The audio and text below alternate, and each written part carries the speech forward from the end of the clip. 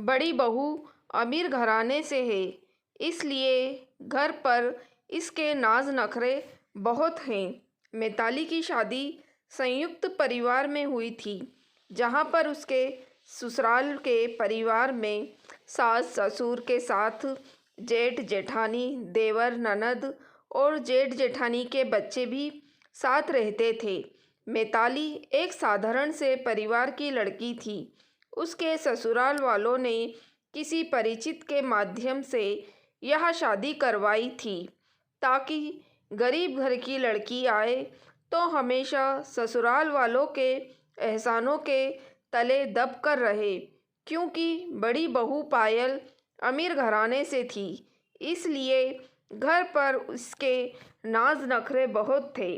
घर पर वह कोई भी काम नहीं करती थी। मिताली पढ़ी लिखी, सुंदर और सुशील लड़की थी। घर के कामों में भी काफ़ी निपुण थी, लेकिन ससुराल में उसे हरदम एक अलग तरीके का एहसास होता था।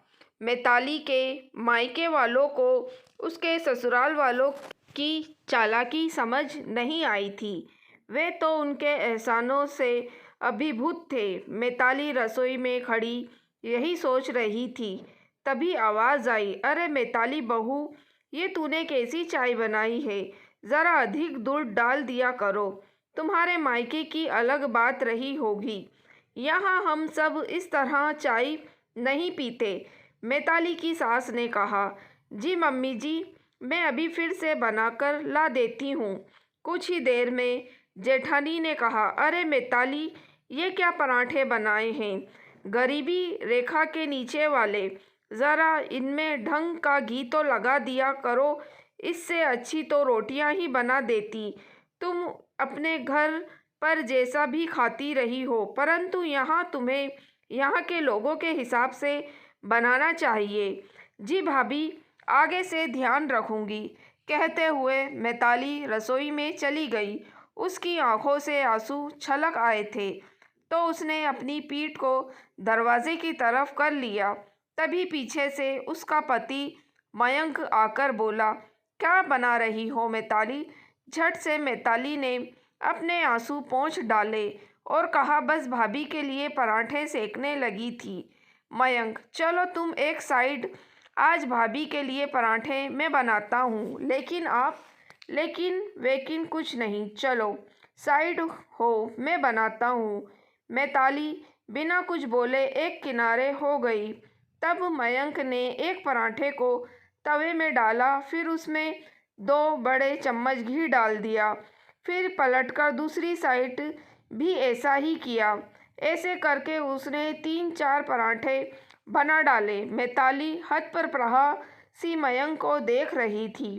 पराठे बनते ही एक प्लेट पर रखकर मयंक ने मिताली के हाथ में दिए और कहा, ये लो भाभी को पराठे देकर आओ।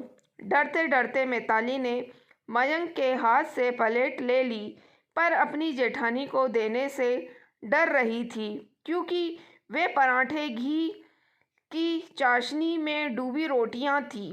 फिर भी हिम्मत बटोर कर गई और अपनी जेठानी के सामने प्लेट रखते हुए कहा, भाभी पराठे को देखकर मिताली की जेठानी पायल ने पहले तो मिताली को ऊपर से नीचे तक घूरा, फिर एक पराठे को हाथ में उठाया जिससे घी टपक रहा था।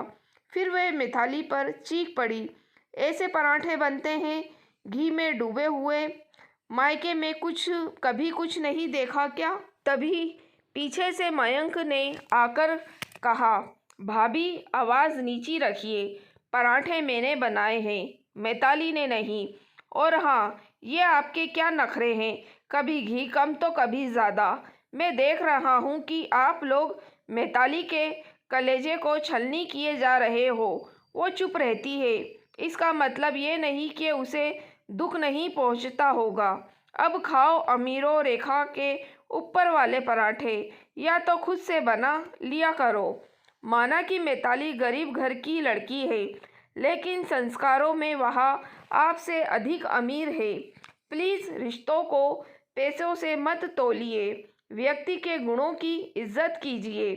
पैसे की नहीं। फिर देखिए आपका घर स्वर्ग से भी सुंदर होगा। मिताली के ससुर और जेठ ने भी कहा, हम भी मयंक की बातों से सहमत हैं। तभी मिताली की सास ने आकर कहा, मुझे माफ़ कर देना मिताली बहू, अब से तुम्हें तुझसे कोई शिकायत नहीं मिलेगी। जेठानी चुपचाप सबको एकटक निहार रही थी। शायद सबका मिताली के लिए समर्थन देखकर उसके मन में भी अपने आप का बदलाव करने की इच्छा हो रही थी। दोस्तों, अगर आपको कहानी पसंद आई है तो प्लीज़ आप मेरे चैनल वॉइस ऑफ नीलोफर को सब्सक्राइब ज़रूर कीजिएगा और मेरी वीडियो को लाइक और शेयर भी ज़रूर कीजिएगा। Thank you for watching.